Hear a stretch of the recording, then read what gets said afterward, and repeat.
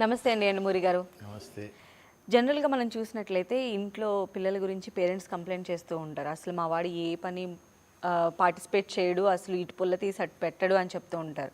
అంటే చాలా lazy fellow లాగా వాళ్ళని ట్రీట్ చేస్తూ ఉంటారు. అసలు మనుషుల్లో ఈ బద్ధకం అనేది ఎందుకు ఉంటుంది? ఏదైనా ఇన్సిడెంట్ కానీ మా అందరికి అర్థమయ్యేలాగా ఏదైనా కథ రూపంలో చెప్తారా?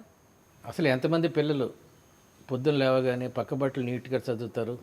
ఈ మధ్య కాలంలో అయితే ఎవరు నీట్గా చదువుతారు? అక్కడి నుంచి నేర్పాలి వీళ్ళకి. అసలు నీ పనులు నువ్వు చేసుకో అన్న విషయం పిల్లలకి చిన్నప్పటి నుంచి నేర్పాలి.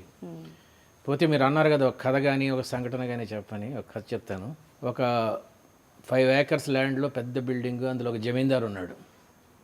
ఆ రోడ్డుకి అవతల వైపు ఈ జమీందారికి చదువు చెప్పిన ఒక మాస్టర్ ఉన్నాడు అనుకున్నాం.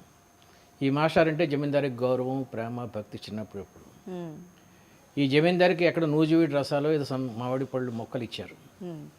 ఇతను మొత్తం అంతా వేసుకున్నాడు ఇంటి చుట్టూ. కొన్ని మిగిలిపోతే మాస్టర్కి ఇచ్చాడు. మాస్టర్ కూడా వేసుకున్నాడు తన ఇంట్లో.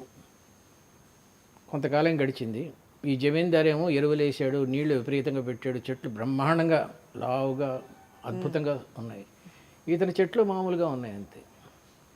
ఒకరోజు పెద్ద తుఫాను వచ్చి జమీందారు ఇంట్లో మొక్కలన్నీ పడిపోయినాయి, వాలిపోయినాయి, కూలిపోయినాయి అని చేసి. కానీ మాస్టర్ ఇంట్లో అలాగే ఉన్నాయి. అర్థం కాల జమీందారికి, ఎందుకు ఇలా జరిగిందండి అని మాస్టర్ని అడిగితే మాస్టర్ చెప్పాడు, నువ్వు అవసరమైన దానికన్నా ఎక్కువ నీళ్ళు ఇచ్చావు, అవసరమైన దానికన్నా ఎక్కువ ఎరువులు పెట్టావు, అందుకనే లావుగా అయిపోయినాయి, వాటిని చూసి సంతోషించావు. నేను అవసరమైనంతే ఇచ్చాను, అందువల్ల అవి దృఢంగా కావాల్సినంత ఆరోగ్యంగా పెరిగినాయి అని చెప్పాడు. మీరు చెప్పింది నిజమే మాస్టర్ అని చెప్పి తన పిల్లల వైపు చూసుకుంటూ మీరు చెప్పింది నిజమే మాస్టర్ అంటాడు.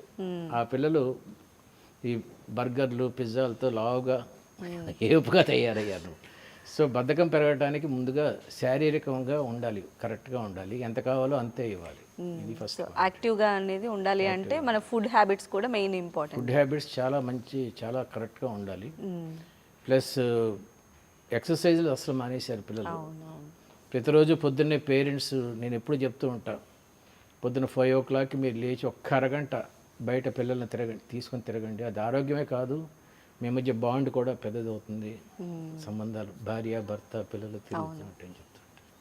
అయితే గురూజీ, మనం ఇప్పుడు చూసినట్లయితే ఈ జనరేషన్ కిడ్స్ ఎస్పెషల్లీ, ఒకప్పుడు మనం చూసినట్లయితే ఇంట్లో అమ్మకి ఏదో రకంగా చేదోడు వాదోడుగా ఉండటము, వాళ్ళ పనులు వాళ్ళు చేసుకోవడం చేస్తూ ఉండేవాళ్ళు.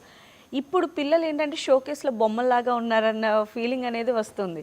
అసలు ఎందుకని పిల్లలు ఇలాంటి చిన్న చిన్న పనులు పార్టిసిపేట్ చేయడంలో ఎందుకు వెనకబడిపోతున్నారు? షోకేస్లో బొమ్మలు అన్నారు కదా, ఈ పిల్లల తల్లి కేవలం 3 years బ్యాక్ కూడా షోకేస్లో బొమ్మే.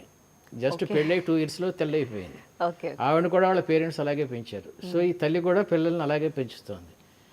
మీరు ఒక క్రికెట్ మ్యాచ్లో ఉదాహరణ గమనించారో లేదో, ఒక అమ్మాయిను పిల్లోడు మధ్యాహ్నం 12 ఆడుకుంటూ ఉంటారు, ఇట్లా మిషన్స్ పెట్టి.